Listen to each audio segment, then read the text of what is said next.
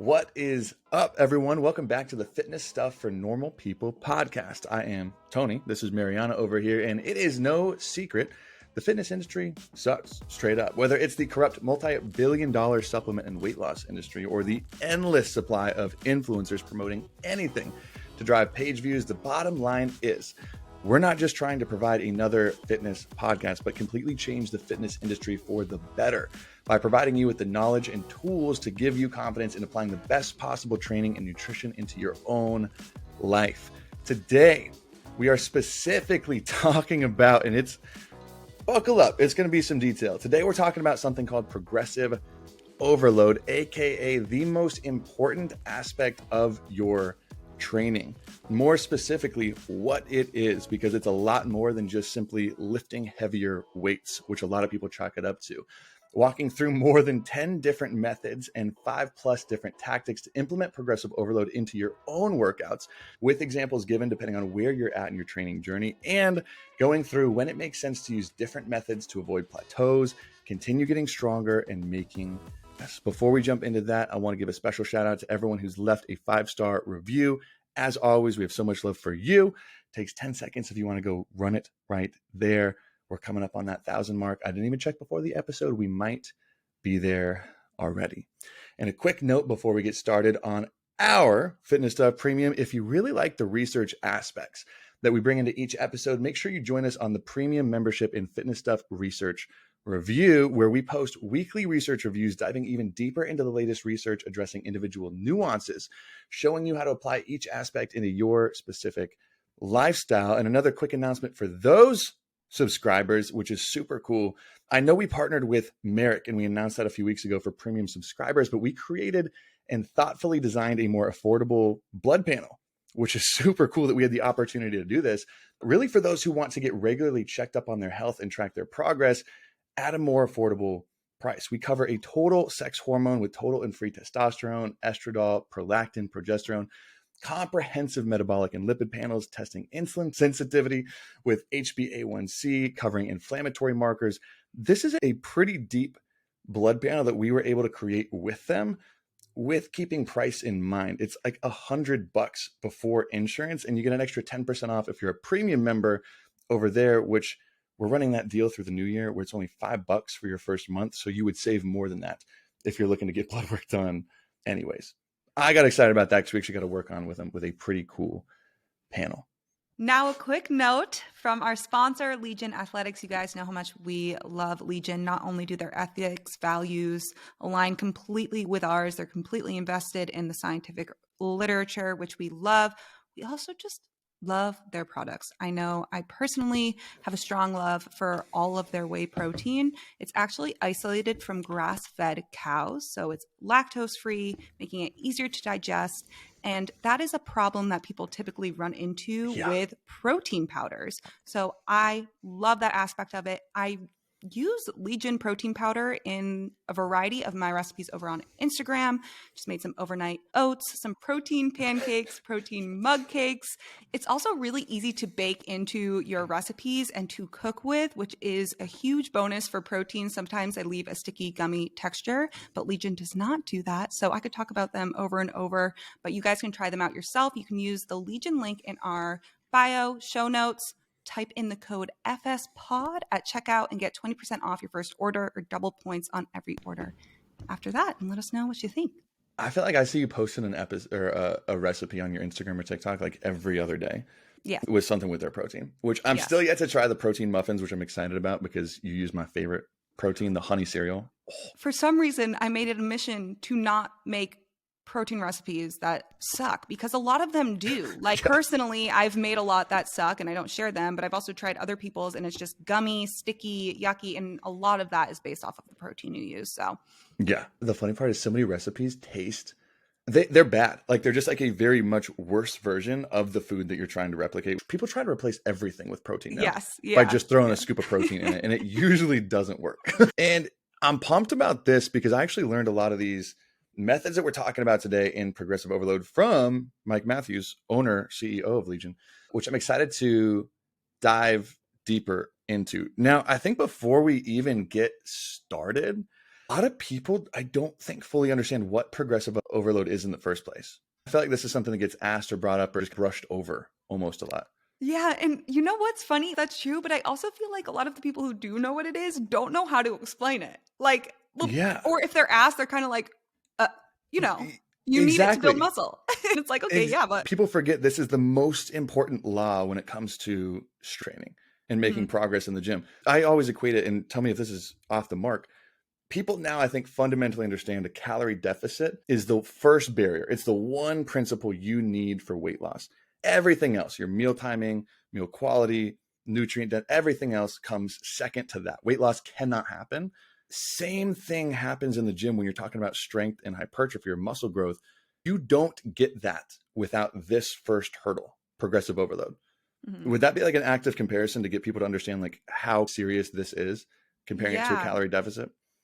Yeah, and it's also one of those things that like you also don't need to completely be able to explain yourself, but if you understand the core principles of what it is, that understanding piece can really make it more motivational for you to actually implement it correctly. It's not something that like yeah, you can definitely brush over in terms of how to explain it to someone else, but if in your head you understand the importance of it, a lot of that comes from getting a general sense of what does this mean instead of it just being, oh, progressive overload muscle.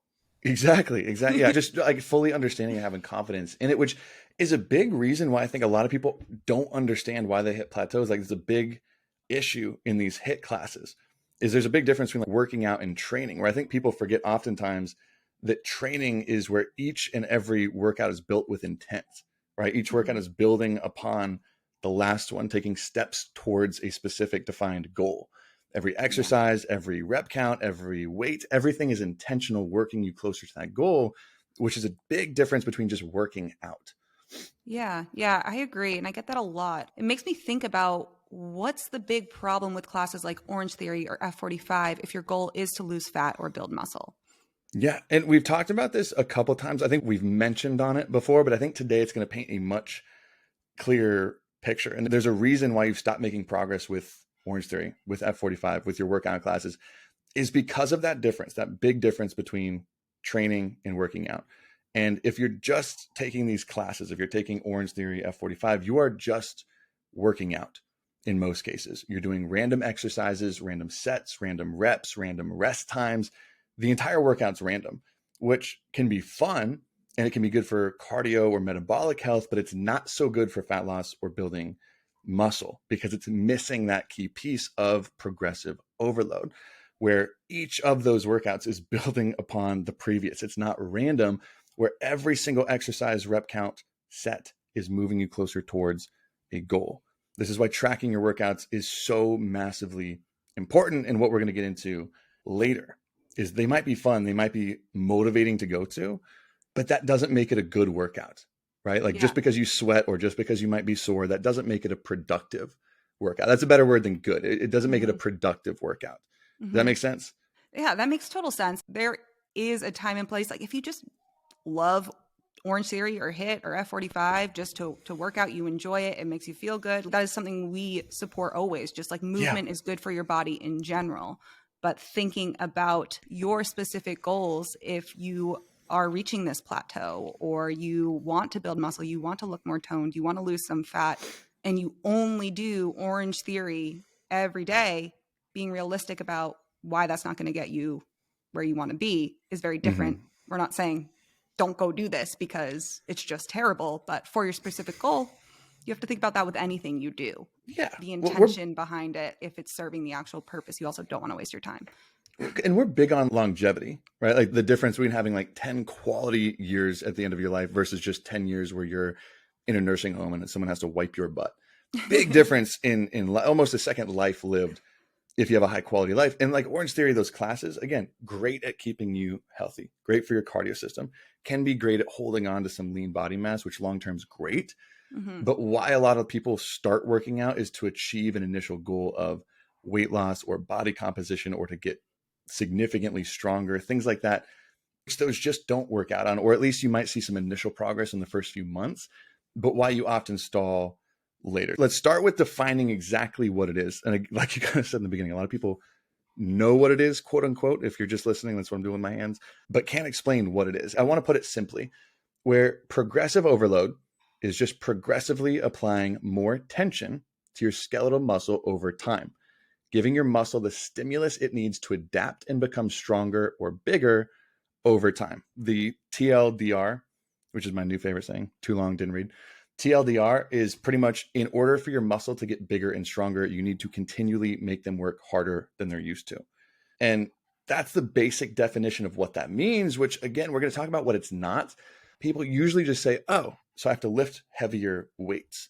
And that's not false. That's definitely far from the whole truth. That might be 10% of the whole truth, because there's so many different ways to apply this. Because if you just start working and lifting heavier weights week by week, you're going to hit a ceiling and plateau by the end of the month if you just try and increase your weight every time. And it's a cool idea because progressive overload applies to every area of your life.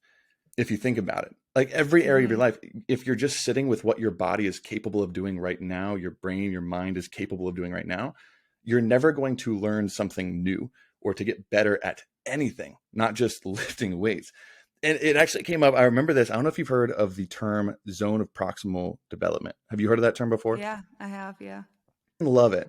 I'm going to mess up this name, but the zone of proximal development it came from a Soviet psychologist. He coined this in the 1920s, Lev Voyetsky. I'm not going to try and do his middle name, but it's interesting too, where this came from. Humans naturally do this when we are talking to children. I think that's the coolest place to observe it, is we naturally apply this to children without even knowing it. I don't know where it comes from, but what I mean by that is you instinctually do this with children or babies. When you talk to a child, you naturally speak to it just outside of its comprehension, its current comprehension, not all the way down to its level, because then it would never learn anything new or how to speak. But you also don't talk to it at your current comprehension, because again, it wouldn't learn anything. Everything goes over its head. You need to speak to it just out of reach, where it can put together most of the pieces on its own, but it has to jump and make some quick jumps or reach a little further, extending more than what it knows. And that's how children ultimately learn how to speak for the first several years of their life, is they learn and put these pieces together. Same thing though, if you learn through school or anything, you have to continually reach a little bit further. And that's where mentors and teachers and things like this come in handy. But what you have to do to your own sometimes, which I think is the coolest thing to think about. Yeah. Is something that it's just people don't really think about, don't take the time to think about this. If you are doing the same thing over and over and over again, where do you get? Like that? It's as easy as that when you're trying to think about it, or if you're resistant to weight training, progressive overload, but you want to see changes in your body or strength, think about that. Have you been doing the same thing over and over and over again in the gym or going to the same class? How do you improve if all you have to work on is the same? Yeah, I want to be clear on this too, because it's not just the same. This is a concept that applies to our muscle tissue on a physiological level. This is not just like, it's a cool concept. Learn how to teach kids how to speak. No, this is a concept that applies to our muscle, the law that applies to muscle growth and strength growth. And it's not just the same, but remember the initial definition of it's progressively applying more tension than your skeletal muscle is used to. So this is where I think a lot of those Orange Theory F45 workouts come in and grab you, is it's a brand new workout every day. That's usually a piece of their marketing as a bonus, right? You get a new workout every single day. You're never doing the same thing. Muscle confusion isn't a thing. Like, you're not confusing muscle tissue. It doesn't have any neurons, right? It's not, what's going on? That's not what we're saying about new. It's progressively more. Yeah. And when you have a stable training program where you're doing the same exercises, and obviously you can talk about periodization and changing things up with training blocks, but where you're doing the same workouts with the same exercises, but progressively making them more challenging through the methods that we're going to talk through today, that's how you can guarantee that you're applying more tension. If you're doing random exercises, random reps, random everything, you have no clue if you're putting more tension on your skeletal muscle this week than you did last week or the week before, because there's no consistency. You need that consistency to do it. And I think that's what people get confused about. We're going into it because it sounds confusing a little bit. A lot of people do chalk it up to just lifting heavier weights. And like we said, that just runs into plateaus. you can apply progressive overload through increasing your load, which means your weight, changing or increasing your total training volume through sets or repetitions, which again, most people usually stop there for their depth of knowing what progressive overload truly is. But you can also apply more tension onto your muscle tissue through efficiency, which means range of motion, tempo, control, density, meaning how quickly or how much work you're able to get done in a certain time. You can increase the workout density to apply more tension.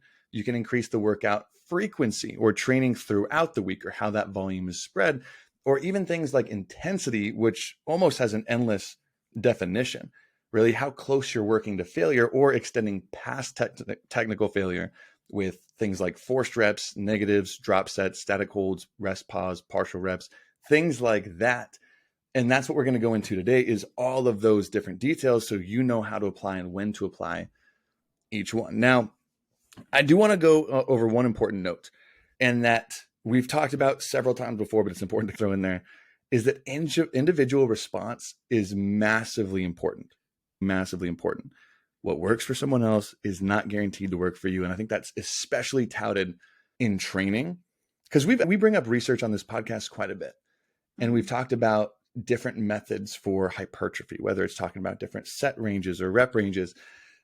And even though a study might show, for example, a certain method of progressive overload might show a 5% increase in muscle thickness on average across individuals, if you look in that data even deeper, you can see that that 5% average is a great number, but that ranges where some individuals might have lost muscle thickness, where others might have gained 30%, 35% muscle thickness, where that's a massive difference in individual response, even though the average is moving forward. So paying attention to your individual response is so important to any aspect of training. Yeah.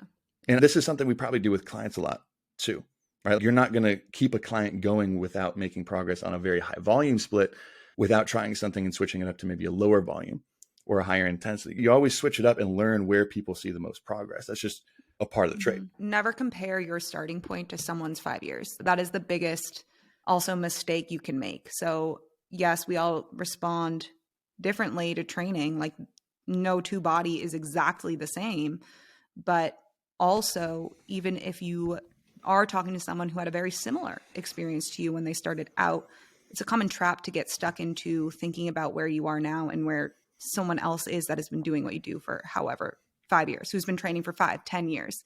Yeah. Don't do that. That's you up for disappointment. Just smack you on the head. Don't do it. Stop it.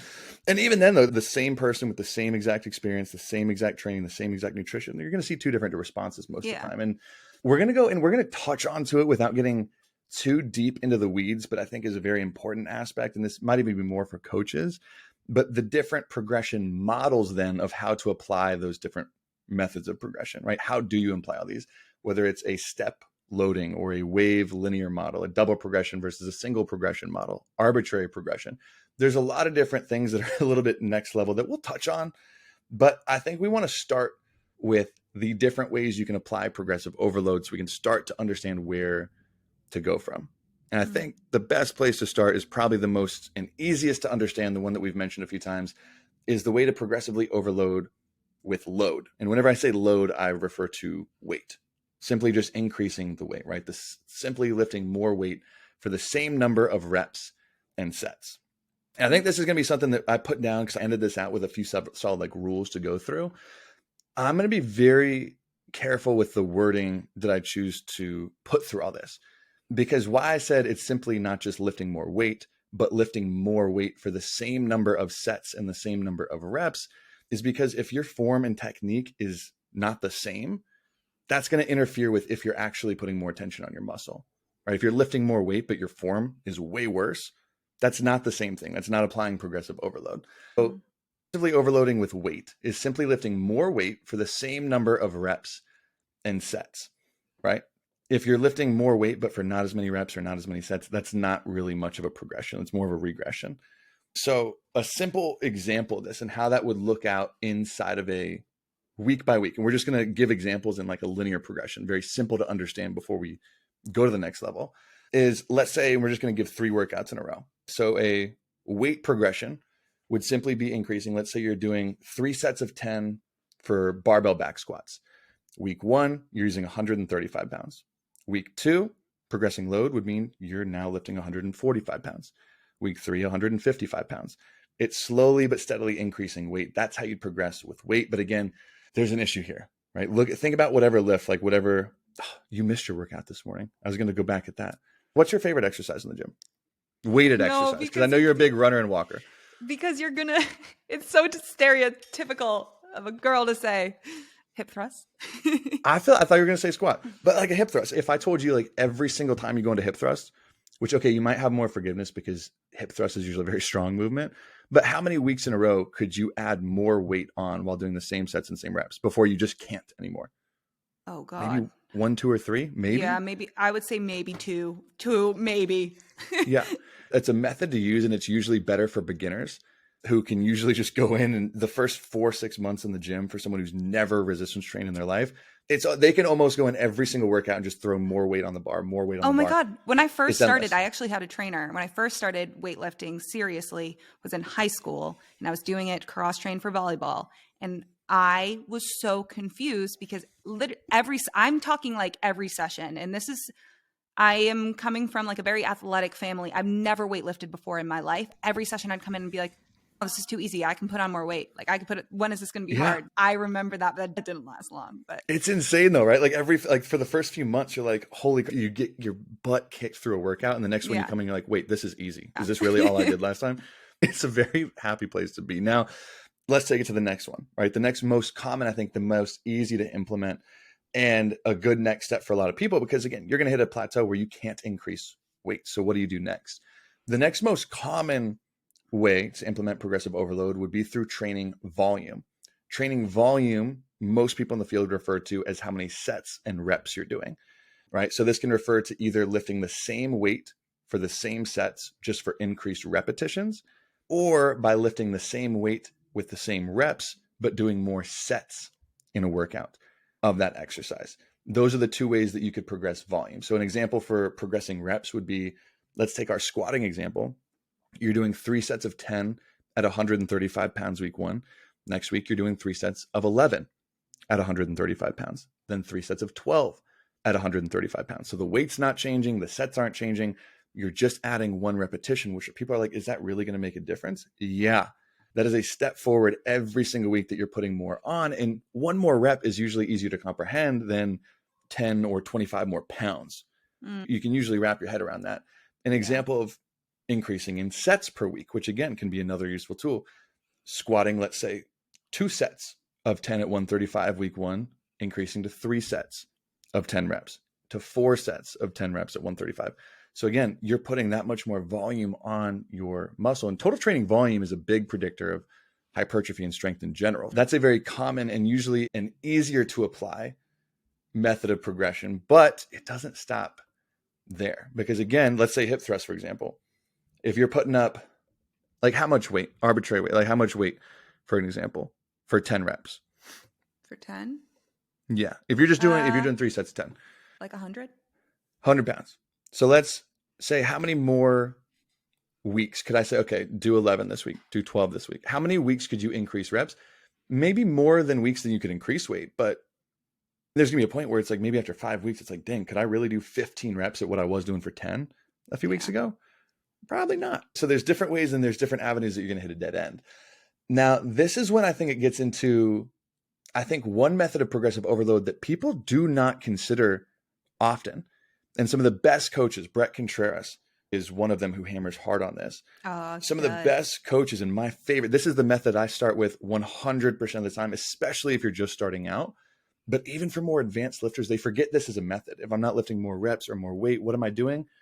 Focus here, because this is usually a little bit easier one to incrementally put more attention on, but one people forget, right? It's your training efficiency. So how do you apply progressive overload through efficiency? This can refer to mostly 4 different things. 1, this is lifting the same weight, the same reps, the same sets, but for a better range of motion. So picture this of squatting, maybe. Maybe you can't even make it down to 90 degrees and you're doing 3 sets of 10 at 135. A progression would be simply doing 3 sets of 10 at 135, squatting down to 90 degrees, and then maybe deeper than 90 degrees. That is applying more tension to the muscles being worked on a week by week basis and you're not increasing the weight, the sets, the reps, that is one of my favorite ways to progress, especially even trained athletes. A second way, lifting the same weight, reps, and sets with better form or control. You're less shaky going down. Your mechanics are smoothed out. An easy one, and that's usually one for beginners, I think you hammer home to start. Another way, lifting the same weight, reps, sets with longer time under tension, or practicing tempo training. So a 2-second negative versus a 1-second negative, or a 2-second pause at the bottom of the squat versus a 1-second pause or no pause at all, which usually I go through this usually with my clients like month 2 or 3, once they're getting into it. And it seems so easy to just add like a 1 or 2-second pause at the bottom of each rep. But if you're doing 10 repetitions, you don't realize, holy crap, I'm increasing my time under tension by 25-30%, which is a massive jump. And sometimes you can't sustain the weight, but increasing your time under tension, massively undervalued way to implement progressive overload. Last one. This is one that most people don't think about, and especially is important during weight loss. Lifting the same weight, sets, and reps at a lower body weight. If you're squatting 3x10 at 135 for squats and your body weight is 200 pounds, and you can still do that at 180 pounds, when you weigh 180 pounds, you lost 20. If you can still do that same weight, sets, reps, that is putting more progressive tension on. That's more relative tension, which most people totally forget about, because when you're losing weight, it is much harder to apply strength and volume progression than it is anything else. So this is one that I think most people severely undervalue. So I think efficiency is one that most people should consider starting out with. If they're like, I don't know what to do, I feel plateaued, look at these. Film yourself for form videos.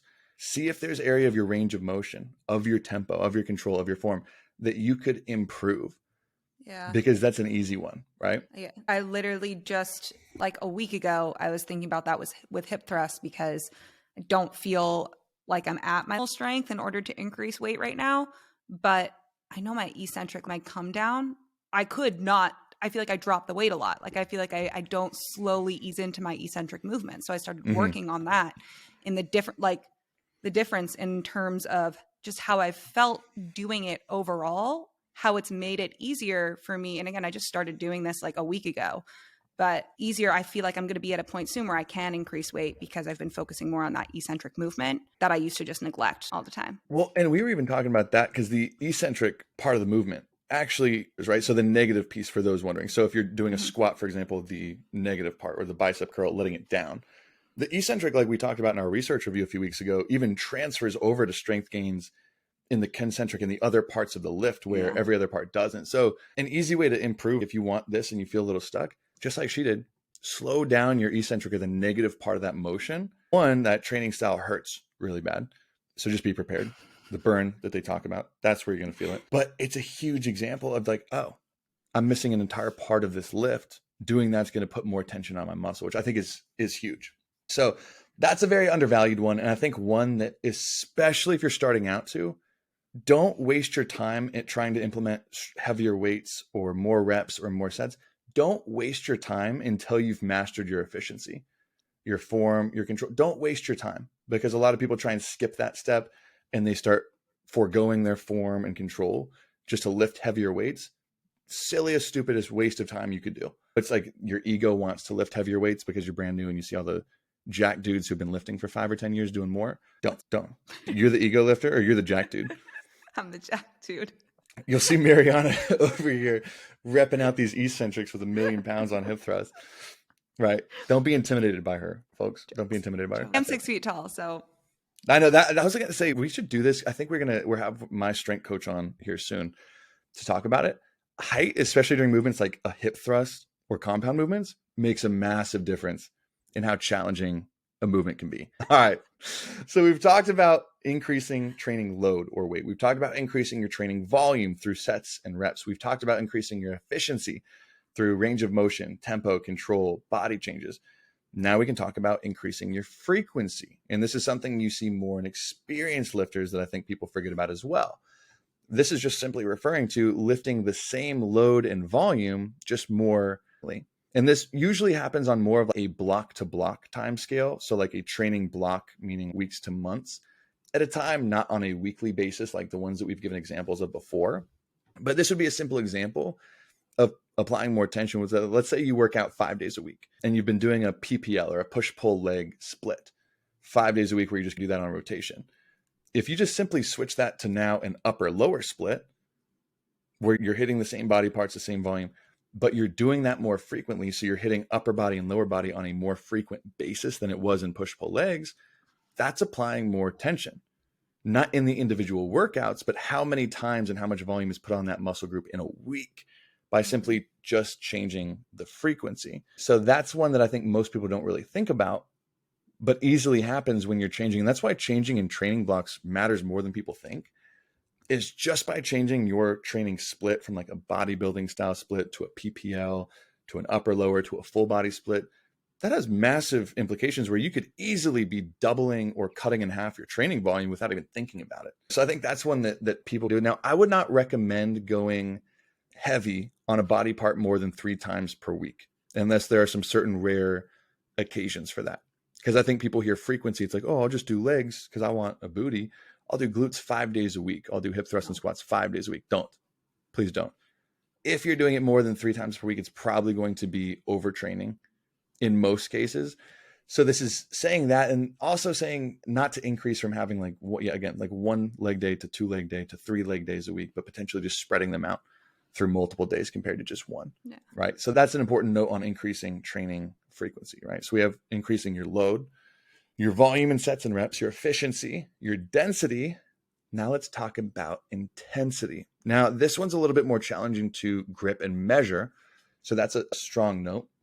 But this just refers to lifting the same weight, sets, and reps, but extending past technical failure with forced reps, negatives, drop sets, static holds, rest pauses, partial reps, things like that. So it should be used sparingly. It's just harder to measure. And if you're unfamiliar with those different kinds of sets, for example, like I wrote this example out with drop sets and adding in drop sets. A drop sets, for those unfamiliar, are where, let's use our squatting example. Let's say you're doing 3 sets of 10 at 135 for back squats. The next workout, what a drop set would be, is once you do complete those 10 repetitions at 135, you immediately take weight off the bar. Let's say you drop the bar from 135 to 115, and you immediately start squatting again until failure or close to failure. So over the course of weeks, you could add 1 drop set, then 2 drop sets, where you go from 135 down to 115, down to 95. And I'm just now realizing this was a terrible example that I'm typing out. Please don't do drop sets on compound lifts like squats. Do them. I started like chuckling to myself a little bit because I'm like, it will end badly. I saw someone doing that. I would like really need to sit down and ask them about their mental health. Yeah. It's like, do it on either isolated movements like a bicep curl or a cable machine or a leg press or a leg extension, something like that. Don't do it with things like deadlifts or squats or bench press, where the worst case scenario if you fail is like the weight crushes you. Don't do that. What's the worst case on a bicep curl if you don't get the weight up? You put it back down. What's the worst case on a bench press if you're stuck halfway through? It falls on your freaking face and your sternum. That's not what we want. I've broken my sternum before, fractured it before. You guys don't want to do that. Don't recommend it. During bench press? No. You're not going to, there's just no story. There's no back end. I saw my friend. I was in college. I ran, big guy, probably like 6'6", probably like 250. Ran to give him a hug. Haven't seen him in a while. He picked me up and squeezed me, and I heard a crack. And no one believed me. God. Literally, it took my breath away. I remember throwing up in a college gross bar bathroom, like in the toilet. And no one believed me, so I took myself to the ER. They did an x-ray, and it showed up on the x-ray. They're like, that's so hard to do. Like, you would have really had to get into it. I would have called you out, too. I'd be like, stop being a baby. I'm like, you got a hug. It was terrible. It was the worst because you can't really do anything about it. It's like when you break a rib or something. Okay, that's funny. Oh, okay, ribs. I've had fractured ribs before playing lacrosse. That's hard because you can't breathe. Every breath hurts. You can't breathe. It's the freaking worst. That's so funny. Yeah. Now, those are the main ways that you can apply this. I think we just covered over 10, right? You can increase your weight, your sets, your repetitions, your range of motion, your tempo, your control, your body changes as you recomp, your training frequency, your density, doing more work in the same amount of time or the same work in a shorter period of time, your intensity through those different rep methods. Those are all ways that you can do it. But they all run into that similar problem that we used when we were talking about weight, where it's like, if we just try and increase this on a workout to workout or week to week basis, you just can't rely on one method for much longer than a couple of weeks before knowing that you're going to have to compromise something else. And that's where different methods of progression come in. The two most common, and we're going to talk about quite a few today, but we're not going to go too deep in the weeds. The two most common ways would be considered what we talked about, a linear or singular progression. That's what you're doing where every workout, again, like you add 5 pounds every workout. That's a linear progression. Or do one more rep every single workout. That's a linear or singular progression. The double progression model is usually my favorite out of the more that we're going to discuss later with like the wave, the step method. The double progression model can be done in a few different ways, right? I'm not taking away from the linear progression model because it's used in like really popular strength training programs like Starting Strength or the 5x5, like ones that most people have heard about. The linear progression's used. Now, the double progression model simply switches allowing using two different methods of progression. So you're not just counting on one. And I think this is usually best for people who have been training in between like the 6-month mark when the newbie gains slow down, and moderate to experienced lifters between like 2 and 3 years on all exercises. I cap it at 2 to 3 years is because more experienced lifters on compound exercises like squats, like bench press, that usually requires a lot more technical programming. But even more experienced lifters past then, still on isolation exercises like bicep curls, tricep extensions, leg extensions, those isolated movements can still use a double progression model pretty well. Now, there's 2 examples I'm going to give here. And this is where it really matters that you can implement into your own training progression today. You could start doing this. Is we'll go through 4 workouts and we're going to use, let's say, the most common 2 progression models, load and volume, right? So your weight, and we'll say repetitions. We'll use both of them instead of just one. Week 1 or workout 1, you're doing 3 sets of 10 at 135 pounds. Workout 2 and 3, we're going to rely on volume and repetitions. So workout 1, you do 3 sets of 10 at 135. Workout 2, you're doing 3 sets of 11, still at 135. Workout 3, you're doing 3 sets of 12, still at 135. So the only thing you've changed on those 3 workouts is increasing by 1 rep. Now, workout 4 is where the double progression model comes in. You're going to return back down to doing 3 sets of 10 from 3 sets of 12, but you're going to increase your load, let's say from 135 to 145. And you could repeat the process. So now you're doing 3 sets of 10 at 145, where a few weeks ago you were doing 3 sets of 10 at 135. Now let's go to 3 sets of 11, of 12. And you can repeat that process a few times before hitting a plateau because you're not just relying on one method, right? You're taking incremental steps each and every workout on that movement to go forward. That's one way that you could apply a double progression model. I think that this is one of the easier ways to explain it. And I like oftentimes people get very caught up in how much weight they are moving, when this can be a seamless method to go back to, especially when you're not in that super, super beginner range, but you've been working out for a little bit. It's easy to get caught up in how much weight you are moving. But I like this way because you still see like, okay, we can switch, but we're not trying to increase both at the same time, which I've seen a lot of. I don't know if you ever do, but like people will try to move weight while also either like increasing their number of reps or sets. I thought you explained that perfectly. Perfect. And if people are like, holy crap, is there this much attention to detail?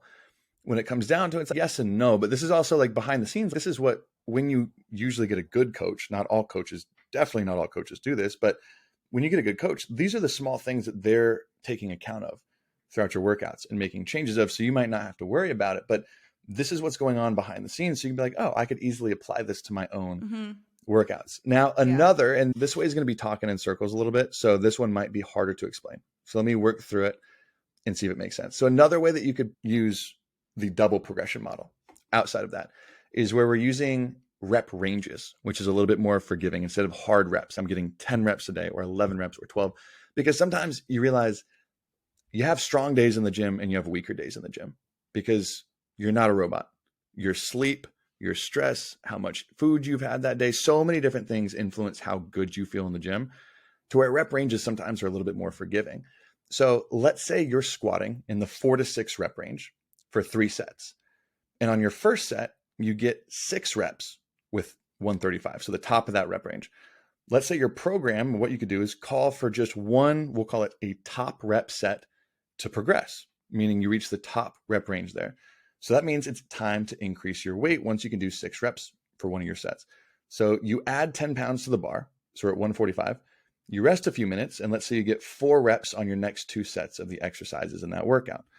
Because you're still within that target rep range, 4 to 6 reps, with 145 pounds, you keep working on it until you can get 145 for at least 6 reps on one of those sets before you increase to 155, then 165.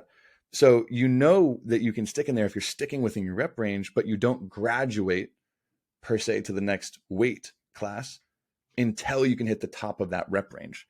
Mm-hmm. Does that make sense? Or is that just a total mess of words? No, I actually use this a lot, especially with people. Sometimes I will use this. We're not going to dive into this, I know, not too deeply. But when people are trying to understand their RPE scale, I will kind of use the rep ranges to, if they're more familiar with using rep ranges and like the RPE scale is still confusing them, like I'll coach them on them together, if that makes any sense. But I know we're not talking about RPE right now, but. Oh, yeah. And RPE, for those wondering too, I know we've talked about it here and there. We haven't done a full workout or a full podcast. That might be a good mini podcast episode on RPE. It's a scale of 1 to 10. It's called the rate of perceived exertion. You're essentially rating how many reps you have left in the tank when you're done with a set. Because that's massively important when we talk about intensity. You should not be taking every set you do to failure. You definitely should not. Like, for example, and this is just more through a personal story. I hired Joe, my coach, 6 months ago. I said, hey, here's where my bench press is. I want to bench press 405. That's my goal, along with some deadlift and some other isolated goals. In the last 6 months, and I'm now about to peak at 405, I have not bench pressed to failure one single time, not a single time. And I bench pressed 3 times per week for the last 6 months, and we have not taken it to failure a single time. And I've progressed my 1 rep max by probably like 20 to 50 pounds in that time. So that's just to go to show people, like, you don't need to be training to failure often. And we'll probably go into RPE deeper later to really base our intensity. Now, some other methods that we don't really have time to get into, some very familiar with the step loading progression.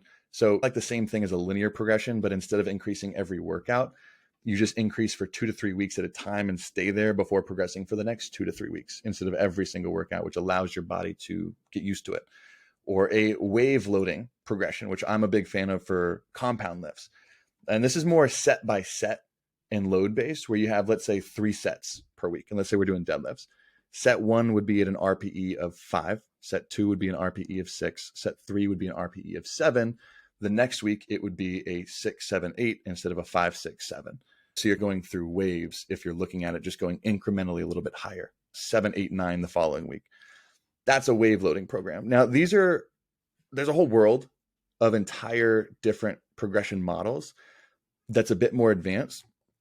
And I think that's the important part to realize is there's almost infinite possibilities to do this in certain scenarios where you probably are using different progression models through different parts of your workout. Like you might be wave progressing your compound movements while doing a double progression model on your isolated movements, right? There's infinite ways. The number one goal, essentially, to wrap this up before we get into the rules to take forward after this, to finish this one up, is each workout, no matter how incrementally small, the goal should be to increase or improve or move forward one aspect of that workout at least.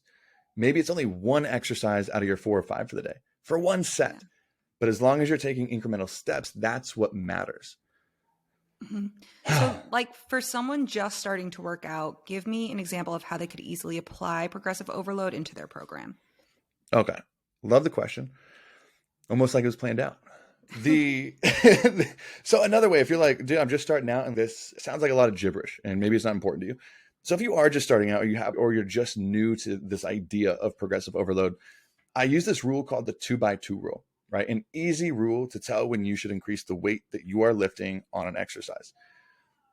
If the rest of this podcast was way too difficult, it's called the 2x2 rule. And it's more of like, it's just easy to remember. When you can do 2 more reps at the weight that you started with for 2 weeks in a row, that's when you know that you are strong enough to increase your weight. And I would say incrementally by 5 to 10 pounds. But if you can do the same weight for two more reps than the reps that you started with for 2 weeks in a row.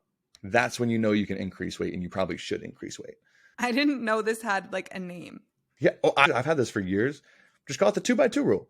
Because like honestly, this has been in my back pocket for so long. I use this all the time with people who are new to weightlifting. It's just one of those things that I've used for so long and has been so effective that I stopped. Like, I'm like, where, like, you know what I mean? You just there's like not a name for it in your head. You're just like, you just do it. And you're like, wait a sec, that's what it's called? Okay, that's kind of funny. It's because it's a simple one, but it's an easy to remember just by calling it 2x2. It just kind of gives it a definition, right? If you could do two more reps at the weight you started with for 2 weeks in a row, boom. Yeah. Move forward. And that kind of leads us into, I want to leave us here with, especially if we got lost towards the end, we got some rules. I put down 6 rules to take with you about progressive overload, because there's some things and nuances that apply to this, right? Number 1, if you are not tracking your workouts, there is no real way to tell if you're implementing progressive overload. That's just how it is. Like, you can think that you're doing it, but over time, that's when it just gets messy. If you're not tracking your workouts, there's no real way to tell if you're making progress. Some easy apps, right? You could obviously use your Notes app on your iPhone, but some easy apps that you can track your workouts with, starting with free ones, would be your Notes app, Stacked, which is my personal favorite, Gymbook or GFit, which do have premium options but are still free. And there's some paid apps like BurnFit or Sworkit, I like that name, for $5 or $10 a month. I honestly think either your Notes app or Stacked would be the best.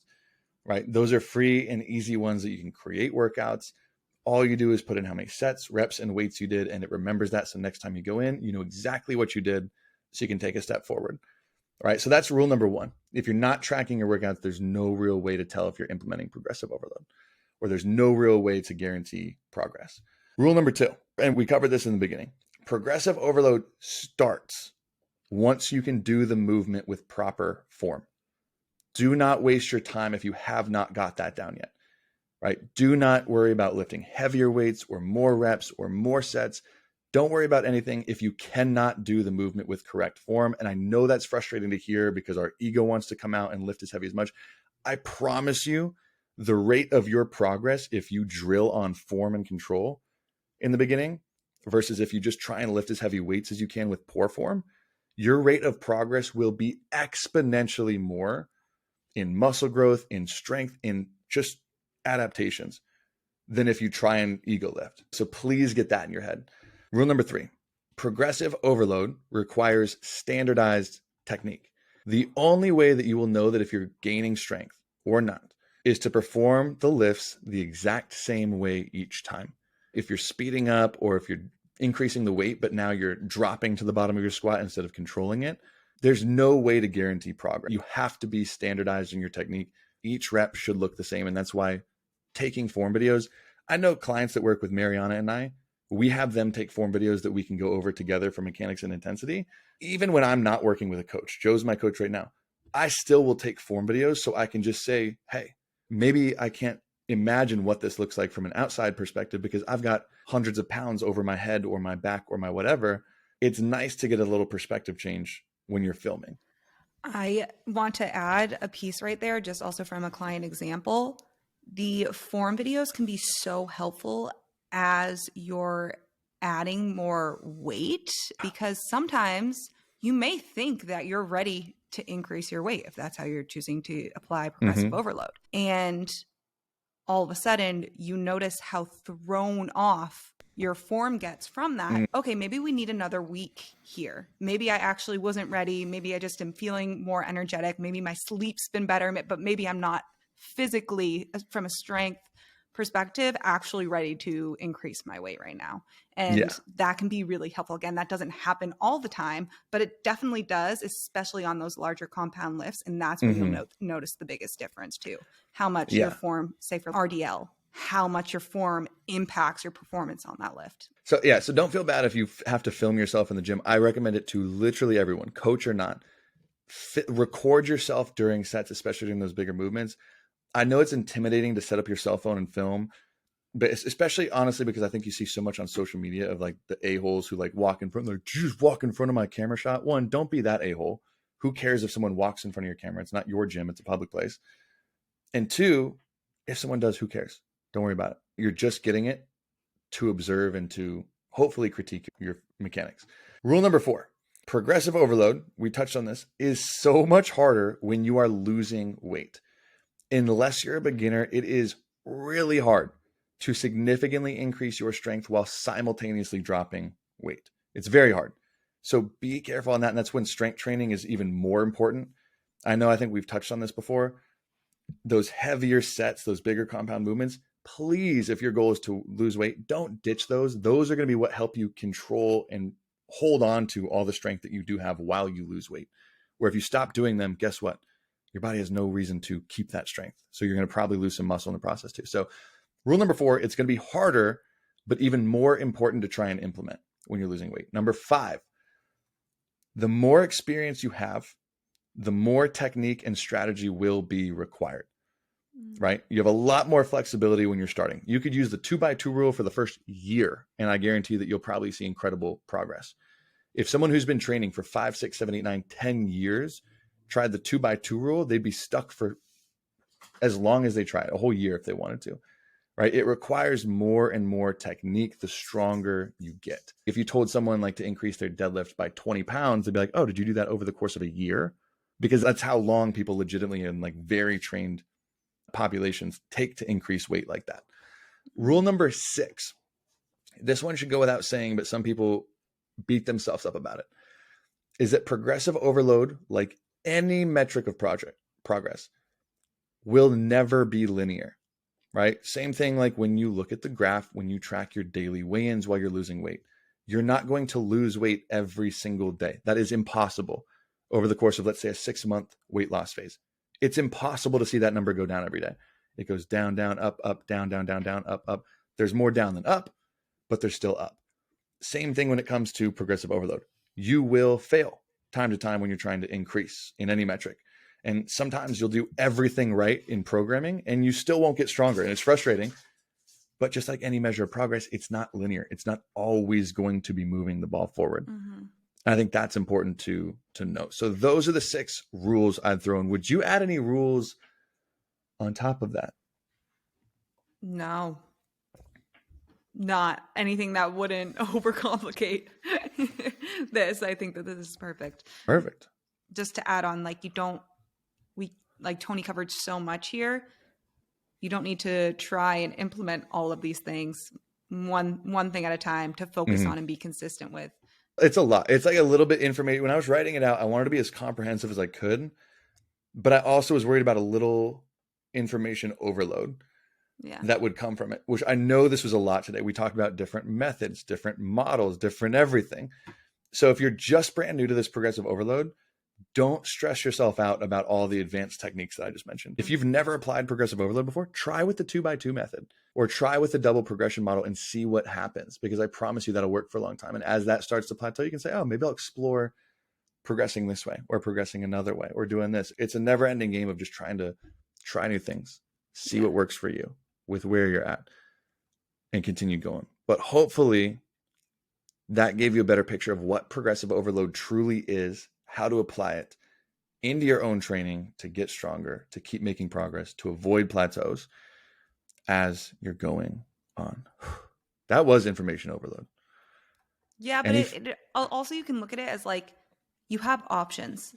And I think thinking about your starting point, one, the most important, but also thinking about, okay, how much time do I have at the gym? It's going to be realistic for me to end up doing 4 or 5 sets. Maybe not. Is there a way that I know I can be more efficient time-wise? Narrow it down a little bit. Think about your starting point. Think about your kind of how many days a week you have. Like it will narrow down realistically so that you can look at it in terms of, okay, I have a few more options to choose from. I'm going to try here and be consistent. Try with one. You don't need to try with them all. Yeah. Please don't try to. Yeah. Don't ever. You don't need to, and you never should ever. I'm increasing my weight, my sets, my reps, my range. No, stop. Don't do that. So hopefully, to close things up, this made your Monday suck a little bit less. And if you learned something new, we would actually very much touch our heart, appreciate you leaving us a 5-star review. It seriously helps a ton with this show, reach more people. Again, the show is free. It always will be free. And it means a ton when you leave those reviews because it presses it to new audiences where hopefully people could just have a better understanding as a whole, because that's probably the biggest thing missing in this thing. You can catch, as always, our fitness stuff research reviews in premium every single Friday. This Friday coming out as well. That'll be in the show notes below. Again, it's $5, 50% off your first month through the New Year's for our holiday sale. So if you're not over there, go check it out. Even if you don't know if it's for you, go try it. It's $5. And you get those sick premium discounts with Examine Plus, with Merrick, with blood panels to go forward. You look concerned with your face. We have 973 reviews on Spotify. Oh, 973. Reviews. If you are the 1,000th review, if you're going in there after this, if you're the 1,000th review, DM Marianna and I, screenshot and DM. And we'll send you something. We'll send you some whey protein, some of that honey cereal. But anyways, you know where else to follow us. fs.pod on Instagram, on TikTok, fitness stuff for normal people on YouTube. And you can find all of that in the show notes down below. Thank you for starting your Monday with us. Ta-ta for now. You say bye. I just don't even know what to say, so I don't say anything. Doodaloo.